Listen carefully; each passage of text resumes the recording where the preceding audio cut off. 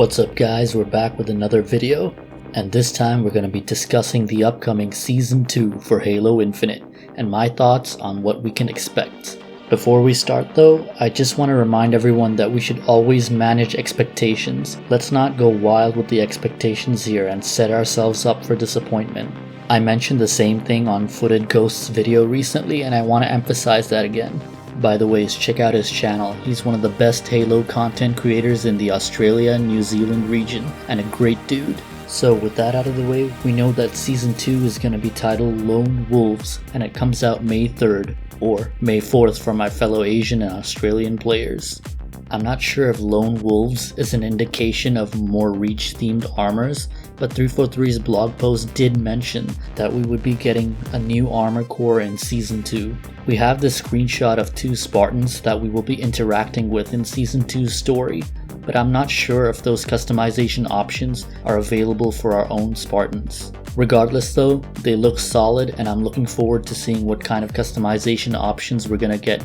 We also gotta look at the Season 2 Fracture event core, which looks super beefy and straight out of another game. Definitely the vibe you want going for a Fracture event, and it'll be cool to see it in action. Personally though, I'm waiting for that sexy Halo 4 style scout helmet, but I don't know if it'll be coming for Season 2. I know a lot of people like the Helioscrill armor from Halo 5 as well, but I don't know if we will ever see that again. I haven't even seen it in any of the leaks. Are there any specific armors you guys are waiting for? Another thing mentioned in the blog post is that we'll be seeing some sort of update to the multiplayer story. Apparently this will include a mix of cinematics, story-themed events, battle pass items, and more that embody the Lone Wolves theme. I really enjoyed the Season 1 cutscene, and if the quality is any indication of the future cutscenes, it's gonna be totally badass. The last thing we saw was Spartan Agrina flying off in a pelican after training us. Maybe she comes back to recruit us for her next mission alongside the other 2 Lone Wolf Spartans, and we'll end up going somewhere for Season 2. I'm not sure how it'll work, but I'm excited to find out. I don't know, what do you guys think? How is it gonna play out?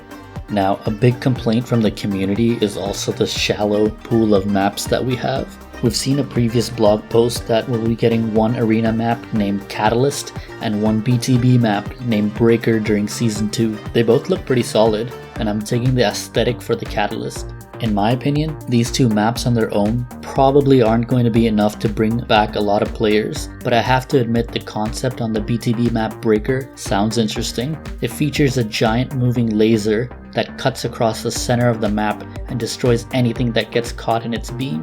It's a tighter and faster playing BTB map that feels different than anything we currently have in Infinite. That's the kind of change we need, and I'm looking forward to seeing how it plays. Speaking of BTB, we will also get Jeff Steitzer's voice back in Big Team Battle. I know a lot of us were missing his legendary voiceover for our medals, like Overkill. Okay, I know I'm pretty bad, but you know what I'm saying. I also saw a tweet from Sketch at 343 saying that players will finally be able to earn the last pending achievement to get 100% completion on the game. Initially I thought it meant we would just get Attrition back, but with the ability to unlock the Medic achievement. But it looks like we'll be getting a new Elimination game mode. It'll be good to get some variety, and I'm excited to see how it plays. Attrition seems to be slightly tweaked now as well, so players aren't frozen for a second after being revived. Along with that, we will also be getting King of the Hill, but with some sort of twist on the original formula. I'm not sure what kind of change that could be. I know Oddball changed to a round-based game mode, but I don't think that would really work for King of the Hill. My idea is maybe instead of the hill jumping from point to point, it'll slowly drift to different locations in the map. This way it's constantly being contested over. I don't know, what do you guys think? Okay, so for the more technical stuff, I'm not gonna go over all the technical changes that are coming to the multiplayer. I think most of them are justified, like a damage increase to the Ravager or a performance increase to the drop wall. But there is one thing I found really weird from the blog post, and I have to talk about it. And that's the fact that the Mangler is going to be nerfed. I know the community is split on this one, but I don't understand why 343 felt like this was the best solution. A global melee damage decrease of 10% on all weapons. altering an entire sandbox in order to balance one weapon. And on top of that, the Mangler will function differently between socials and ranked. No. That's not the way. This is not the way. By changing how weapons function between socials and ranked, you're basically training people to play the game differently in socials before jumping into ranked. That's no good. It's also going to initially result in a lot of frustration in socials. 343, you better get ready for hundreds of clips of people firing their AR and going for a melee attack fully expecting to get a kill, only to realize it wasn't enough. Now, if I can put on my Ascend Hyperion hat over here, it would have made much more sense to upgrade the Mangler to a higher tier power weapon alongside the Bulldog and Heatwave. The issue people have with the Mangler is that it's too powerful for a weapon that's so easy to access. Does that make sense?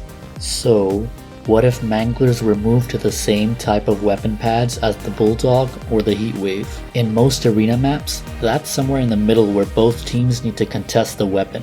Just to paint a picture here, an amplified scenario of this would be the Halo 4 Bolt Shot.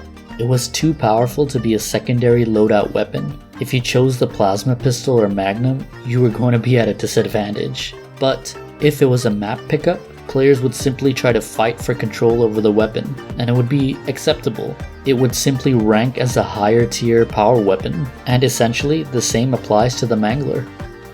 There were also a lot of topics discussed, such as changes to the UI, audio issues, and even adding a higher rank than Onyx for ranked playlists. But most of those issues are either not as significant of a problem or still being worked on for future seasons, so I won't go into them. I'm way more interested in the next blog post, which will cover topics we've discussed on this channel before, such as customization, battle pass, progression, challenges, events, and theater. God knows how I miss the MCC theater. I don't know if you guys are aware how cursed it is trying to get those sexy thumbnails with how broken Infinite's theater is. Alright folks, I hope you enjoyed the video. Please kick that like button and subscribe for more Halo content. It'll help me out a ton. I'll see you guys in the next one. Subscribe to Kaptain Karizzma.